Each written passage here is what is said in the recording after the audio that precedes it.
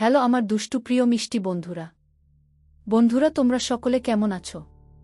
আশা করি তোমরা সকলে অনেক অনেক ভালো আছো। বন্ধুরা তোমাদের জন্য নতুন একটি গল্প নিয়ে চলে আসলাম। বন্ধুরা গল্পটি শেষ পর্যন্ত দেখলে আপনাদের দাঁড়িয়ে যাবে, আপনারা হাতের কাজ করতে বাধ্য হবেন। চলুন বন্ধুরা কথা না বাড়িয়ে গল্পটি শুরু করি। সকাল সকালই মারিসা ভার্সিটিতে এসে ক্লাসে যেয়ে বসল। একটা ক্লাস করবে, তারপর লাইব্রেরিতে যেয়ে বসবে। কিন্তু তার মধ্যেই হুড়মুড় করেই কিছু সিনিয়ররা এসে ক্লাসে ঢুকল। কিন্তু কি কারণে ঢুকল তা দেখার আগ্রহ জাগল না মারিসার মনে। সে বসে বই বের করে সূত্রগুলো আবারও দেখছিল। এর মধ্যেই এক মেয়ে কাউকে ডেকে বলল, এই যে তুমি লাস্ট বেঞ্চ। মারিসা প্রথমে বোঝেনি যে কাকে ডাকা হচ্ছে। পাশের মেয়েটা নিজেও না বুঝে ভাবে হয়তো মারিসাকে ডাকছে, তাই সে মারিসাকে ডাক দিলে মারিসা প্রশ্নবোধক চাহনি নিয়ে মেয়েটার দিকে তাকালেই মেয়েটা সামনে দেখিয়ে দেয়। মারিসা অনিচ্ছা সত্ত্বেও সিনিয়রদের দিকে তাকায়। মারিসা সিনিয়র মেয়ের দিকে ইশারা করে বোঝানোর চেষ্টা করে, আমি। তবে মেয়েটা কিছু বলার আগেই রৌদ্র এসে ক্লাসে ঢুকল এবং সিনিয়রদের এড়িয়ে এসে মারিসার পাশেই বসল। এতে মারিসা যেমন অবাক হয়েছে তার থেকেও অবাক হয়েছে ক্লাসের প্রতিটি ছেলে মেয়ে। সে এমনভাবে ক্লাসে ঢুকল মনে হলো তার আশেপাশে কেউই নেই, না আছে ক্লাসে। আর তখনই ক্লাসে স্যার আসাতে সিনিয়ররা চলে যায়। মারিসার বিরক্ত লাগছিল। ওরা যেতেই হাফ ছাড়ে, তারপর রৌদ্রের দিকে তাকায়। মারিসার বিশ্বাস হচ্ছে না যে রৌদ্র এভাবে এসে পাশে বসবে। তবুও প্রতিক্রিয়াবিহীন মারিসা বসে পড়ল। ক্লাস শেষ হতেই রৌদ্র বেরিয়ে যায়, আর মারিসা লাইব্রেরির উদ্দেশ্য রওনা হয়। হেঁটে গিয়ে মারিসা লাইব্রেরিতে বসতে না বসতেই সীমান্ত হাজির হয়। হাসি মুখেই মারিসার পাশে চেয়ার টেনে বসে। টপিকটা বুঝিয়ে দিতে দিতে সীমান্ত মারিসার দিকে তাকিয়ে থামে। তারপর কিছুটা সময় নিয়ে বলে, কি ব্যাপার একা? সাথে যে একজন থাকে সে কোথায়? কে নিনিতা? ও বলেছিল অসুস্থ তাই আসতে পারবে না গি। ওহ, তোমরা বেস্ট ফ্রেন্ড না? মারিসা ইতস্ততভাবে বলে, ভালো সম্পর্ক আছে তবে অতটা নয়। আসলে আমি তো নতুন তাই পরিচয় হয়ে উঠেনি সেভাবে গু। Oh I see. আচ্ছা ঠিক আছে, কনসেন্ট্রেট করক। টপিকটা বুঝিয়েই সীমান্ত নিজপর মতো উঠে দাঁড়ায়। তাতে মারিসা অবাক চোখে তাকায় সীমান্তের দিকে। সীমান্ত হেসে জানায়, আমার একটা জরুরি কাজ আছে, আমাকে যেতে হবে গু। মারিসাও দ্বিমত পোষণ করে না। সীমান্ত চলে যেতেই মারিসা যাবার জন্য উঠে দাঁড়ায়। হেঁটে বাহিরে আসতে নিলেই পাশের টেবিলের একজনের সাথে ধাক্কা লাগে মারিসার। কোনো মতে টেবিল ধরে পড়ে যাওয়া থেকে নিজেকে সামলে মারিসা সরিউ বলে তাকিয়ে দেখে রৌদ্র। প্রতিবারের মতো এবারও কেমন অনুভূতি শূন্য দেখালো। মারিসা কিছু না বলে ওকে পাশ কাটিয়ে আসার সময় রৌদ্র বলে, কালকে থেকে গ্রুপ ওয়ার্কসটা স্টার্ট করব, be ready. See you in the library. Marissa অবাকের চরম পর্যায়ে চলে যায়। এই ছেলে কখন কি করে বসে মারিসা বোঝে না। আজকে বলছে আগামীকাল থেকে গ্রুপ ওয়ার্ক করবে, আর সেদিন বলল যার যার কাজ সে করবে, তার উপরে আবার একসাথে করার কথা বলছে। তবুও মারিসা শুধু মাথা নাড়িয়ে বোঝায় ওকে, কারণ তার গ্রুপ ওয়ার্ক শেষ করা দিয়ে কথা। তারপর মারিসা চলে আসে বাসার উদ্দেশ্য। আজকে ক্লাসটা ক্যান্সেল হয়ে গেছে। বাসায় আসার পর থেকেই দাদুকে কেমন চিন্তাগ্রস্তের মতো দেখালো। মারিসা অতটা আগ্রহ না দেখিয়ে গোসল করে একটু ঘুমায়, তারপর উঠে বই নিয়ে বসে। রাতে রান্না করে খাবারের জন্য দাদুকে ডাকতে গেলে দাদুকে দেখে শুয়ে আছে।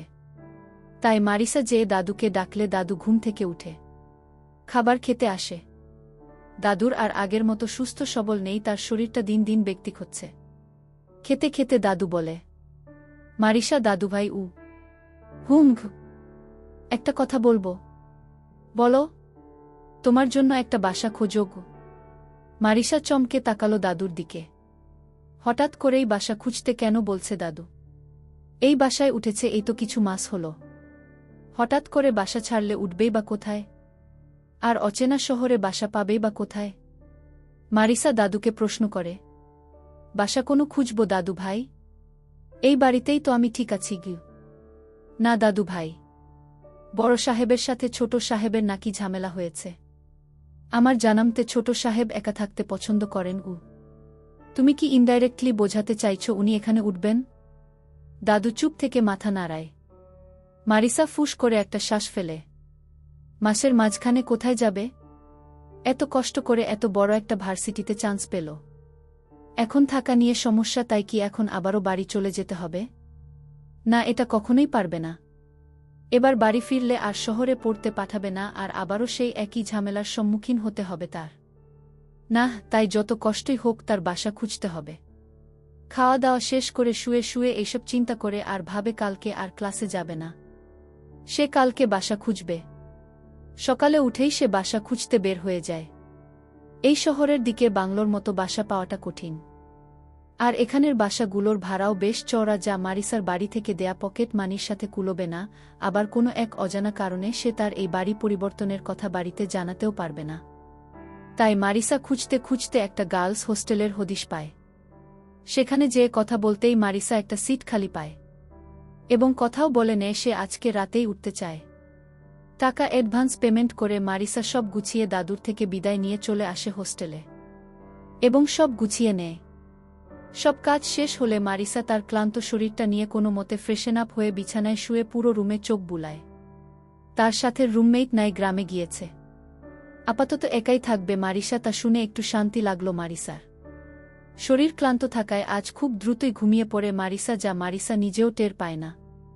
হঠাৎ করেই ভোরের দিকে মারিসার ঘুম ভেঙে যায়। তারপরও ঘুমানোর চেষ্টা করে, কিন্তু ঘুম আসে না। উইকেন্ড হওয়ায় আজকে ভার্সিটি বন্ধ তার, আর সে কারণে ক্লাসের সেই ভর্তি প্যারাটা নেই। এর জন্য মারিসা চাচ্ছিল আর একটু ঘুমাতে, কিন্তু তা আর চোখে ধরা দিল না। তাই মারিসা উঠে হোস্টেলের সাথে থাকা সবার জন্য উন্মুক্ত বারান্দায় এসে দাঁড়ায়। এখানের বারান্দাটা ছোট। মারিসার একটু পর পরই বাংলোর কথাটা মনে পড়ছিল। সে শহরে আসার পর থেকে বাংলাটাই মারিসা নিজের বাসার মতো করে মানিয়ে নিয়েছিল, অথচ ওই ছোট সাহেব। হঠাৎ করেই মারিসার দুটো ভয়ানক গালি দিতে ইচ্ছে হলো ওই লোককে, এবং সময় ব্যয় না করে দিল। এই লোক নিজের বাবার সাথে ঝামেলা না করলেই তো মারিসা ওই বাসায় আরামসে থাকতে পারত। এসব ভাবতে ভাবতেই কখন যে সকাল হয়ে গেল মারিসা ভেবে পেল না। তারপর সকালের ব্রেকফাস্ট করে এসে আবারও বিছানায় শুয়ে থাকে। আজকে কিছুতেই ভালো লাগছে না। খাবারগুলোর কোনো স্বাদই লাগেনি মারিসার কাছে, কিন্তু কিছু করার নেই, খেতেই হবে। কিছুক্ষণ শুয়ে থেকে মারিসা কিছু জামা কাপড় ধুয়ে দেয়। অনেকগুলো জামা কাপড় ধোয়াতে মারিসার ক্লান্ত লাগে, তাই একেবারে গোসল সেরে এসে ঘুমিয়ে পড়ে মারিসা। বিকেলে আকাশে বিদ্যুৎ চমকানোর শব্দে মারিসার ঘুম ভেঙে যেতেই দেখে বাহিরের আকাশ নিকোষ কালো আধারে ছেয়ে আছে। মারিসা দৌড়ে বাহির থেকে জামা কাপড় তুলতে থাকে, তবে ততক্ষণে ঝিরিঝিরি বৃষ্টি পড়তে শুরু করেছে। জামাকাপড় এনে দেখে মারিসা কাক ভেজা হয়ে গেছে। নিজের খেয়াল না করেই হাতের জামা কাপড় নিয়ে দুশ্চিন্তা হচ্ছে মারিসার, ওগুলো কোনো মতে রেখে মারিসা চেঞ্জ করে নেয়।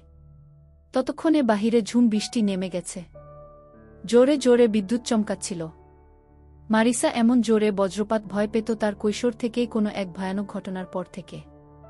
তাই জড়সড় হয়ে বিছানায় কাঁথা মুড়ি দিয়ে শুয়ে পড়ে। কিন্তু বিধিবাম দুপুরে ঘুমানোর জন্য চোখের আর ঘুমে ধরা দিল না মারিসাকে।